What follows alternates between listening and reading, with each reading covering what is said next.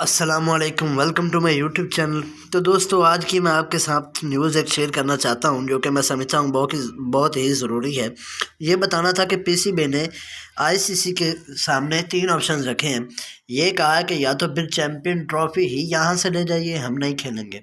Number 2 पे उन्होंने कहा है कि अगर भारत हाइब्रिड की डिमांड करता है और पाकिस्तान में नहीं आता तो भारत को आईसीसी टूर्नामेंट से रिलीज़ किया जाए। और दूसरी जो आखिरी और तीसरी उन्होंने बात की है, उन्होंने कहा है अगर भारत हमारे साथ नहीं खेलना चाहता तो हम कभी भी उनके साथ, कोई भी आईसीसी हो या एशियन टूर्नामेंट हो, वो हम उनके साथ नहीं खेलेंगे। और जय शाह जो है वो 2-3 दिन से दुबई में घूम रहे हैं, पीसीबी को आईसीसी को मनाने की कोशिश में लगा हुआ है। उम्मीद करता हूँ आपको मेरी ये अपडेट पसंद आएगी। अगर आप चैनल पे नए हो तो प्लीज़ चैनल को सब्सक्राइब करें और लाइक करें।